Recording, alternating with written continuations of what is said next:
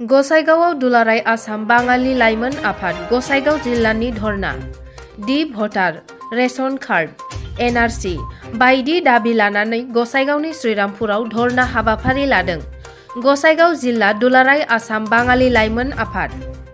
फैबाय थानाय समाव सोरखारा बिथांमोननि दाबिखौ गनायाब्ला गोग्गोम सोमावसारनायनि हुमखि होयो। नमस्कार जनाइছোঁ সাংবাদিক ভাই বন্ধুসকল, আমি সৌদ অসম বাঙালী যুৱ ছাত্ৰ ফেডাৰেশ্যনৰ পৰা আজি এটা কাৰ্যসূচী হাতত লৈছোঁ। আমাৰ সন্মুখত আছে আমাৰ মাহী, আপোনালোকে চাওক, ডেথ চাৰ্টিফিকেট হাতত আছে। মলয় দাস মানুহজন মৃত্যু হৈছে 2007 চনত আৰু তেখেতক এই নতুন বছৰত ইংৰাজী নতুন বছৰত উপহাৰ হিচাপে আমাৰ বঙালী জাতিক এই মলয় দাসক ডি ভোটাৰৰ নোটিছ পঠাইছে অসম চৰকাৰে। আজি আমি ক'ব বিচাৰোঁ অসম চৰকাৰক, বঙালী জাতিৰ ভোট লৈ এই চৰকাৰ আমি যিমানখিনি পাৰোঁ সহায় কৰি বিজেপিক আমি চৰকাৰক গদিত বহাইছোঁ। দ্বিতীয় কথা হ'ল, ইমান কিয় নৰক যন্ত্ৰণা আমাৰ বঙালী জাতিক দি আছে, তাৰ পিছত আৰু কি ষড়যন্ত্ৰ আছে? এনআৰচি কৰিলে আপোনালোকে ভুক্তভোগী হ'ল একমাত্ৰ হিন্দু বঙালী জাতি। হিন্দু বঙালী জাতিক টাৰ্গেট বনাই লয় কিয়?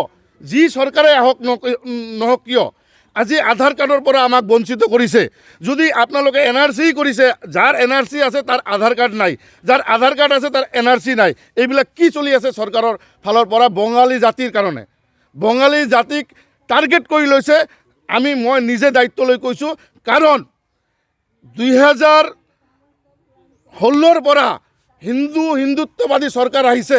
মই হিন্দু ঠিকাদাৰসকলক মই প্ৰশ্ন কৰিছোঁ, হিন্দু বঙালীক বাদ দি আপোনালোকে হিন্দু ৰাষ্ট্ৰৰ সপোন দেখাই আছে কিয়?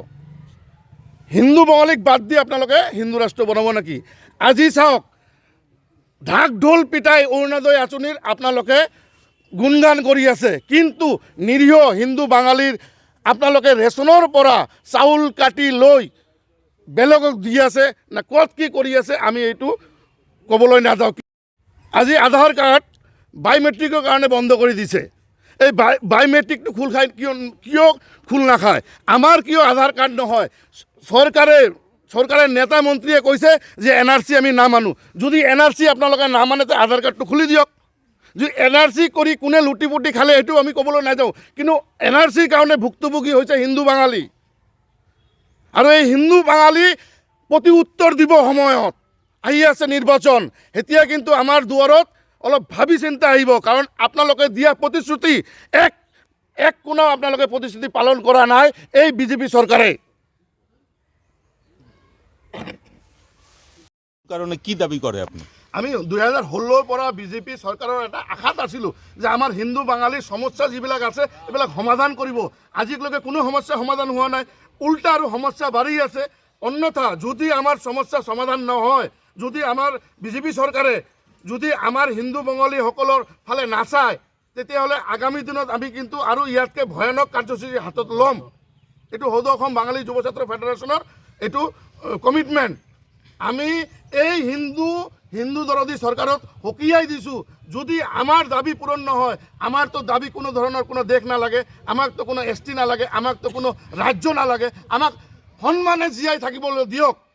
এই সন্মান আজি আপোনালোকে যি চক্ৰান্ত কৰি এনআৰচি কৰিলে, কি কৰিলে, আমাক কিয় টাৰ্গেট কৰিলে, আমাক কিয় হাৰাশাস্তি কৰে?